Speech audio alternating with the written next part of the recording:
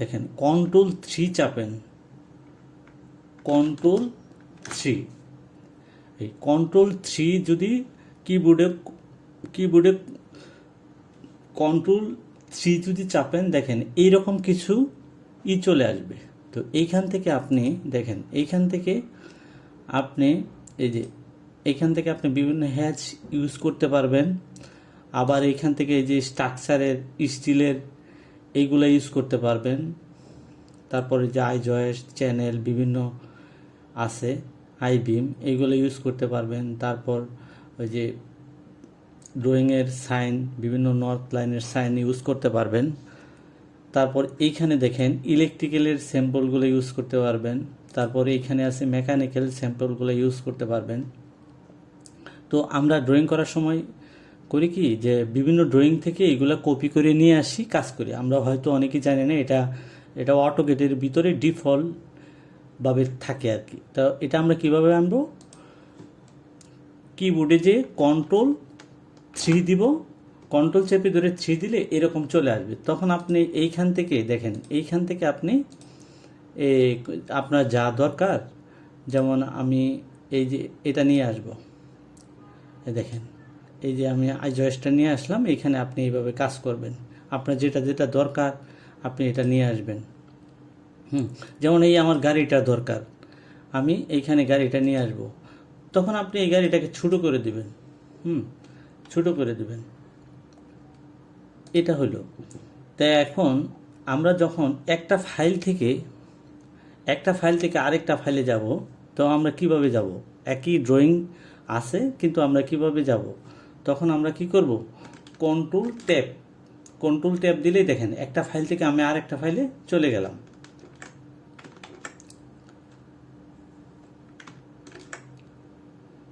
ঠিক আছে, এভাবে কন্ট্রোল ট্যাব প্রেস করলে আপনি একটা ফাইল থেকে আরেকটা ফাইলে চলে যাবেন।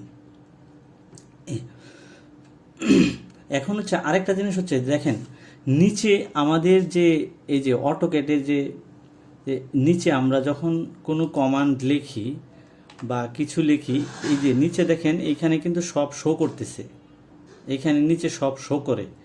তো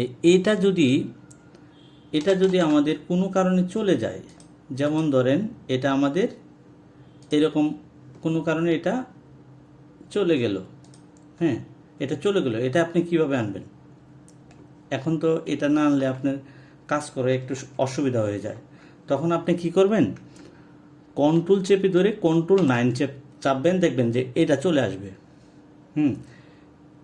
কিবোর্ডে যে Ctrl+9 চাপবেন, এই যে এটা চলে গেল। তো এখন আপনি কিবোর্ডে যে কন্ট্রোল চেপে ধরে 9 প্রেস করবেন, তাইলে দেখেন ওটা চলে আসছে। এখন আপনি এখানে যা কিছু লেখেন, বা এটা তো আমাদের দরকার আছে, যেমন এটা এই কমান্ড বারটা আমাদের অবশ্যই দরকার আছে কাজ করার ক্ষেত্রে। তো এখন আরেকটা জিনিস হচ্ছে যে আমরা অনেক সময় দেখেন, তো অনেক সময় আমাদের হয় কি, এই যে এরকম পরিষ্কার হয়ে যায় আমাদের কাজ করার ক্ষেত্রে। অনেক সময় যে কোনো কমান্ড দেখেন নাই, উপরে কোনো কিছুই নাই, দেখেন সবটা ক্লিয়ার হয়ে গেছে। তাই আমাদের যারা কিবোর্ডে কাজ করে তারা হয়তো কাজ করতে পারবে, যারা নতুন বিগিনার আছে তাদের একটু অসুবিধা হয়ে যায়। সেক্ষেত্রে আমরা কি করব, সেক্ষেত্রে আমরা দেখেন এরকম যদি পরিষ্কার হয়ে যায়, কিছু যদি না থাকে, তখন আমরা কিভাবে আনবো, তাই তো? তখন আমরা কন্ট্রোল কিবোর্ডে যে কন্ট্রোল চেপে ধরে তারপর 0 চাপবেন, দেখেন সব চলে আসছে, ম্যাজিকের মতো সব চলে আসছে। ঠিক আছে, সব চলে আসছে। এখন এখানে আরেকটা করতে পারেন, আপনি যে রিবন চাপেন, RIBBON, রিবন দেন, রিবন দিয়ে ইন্টার প্রেস করেন, তারপরে চলে আসবে। তো আমরা কি করলাম, কন্ট্রোল চেপে ধরে 0 চাপলে এটা চলে আসবে, আবার রিবন দিয়ে ইন্টার দিলেও এই আপনার আগের অবস্থায় ফিরে যাবে।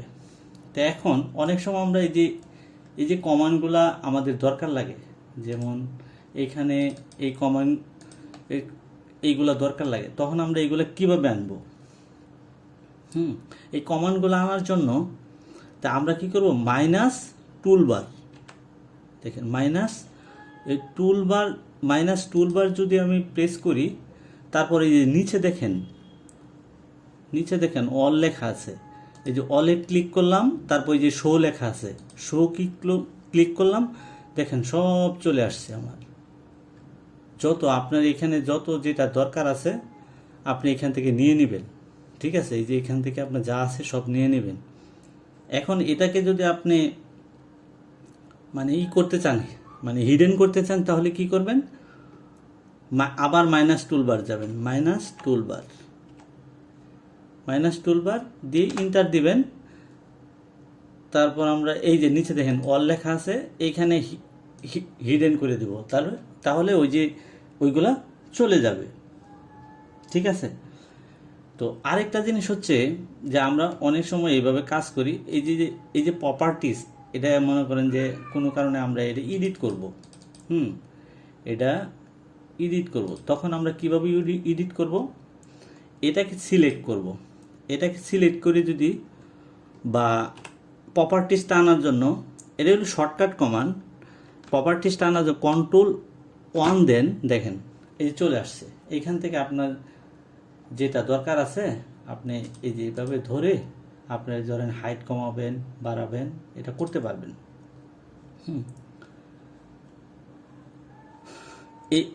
এটা হচ্ছে তে এই ছিল,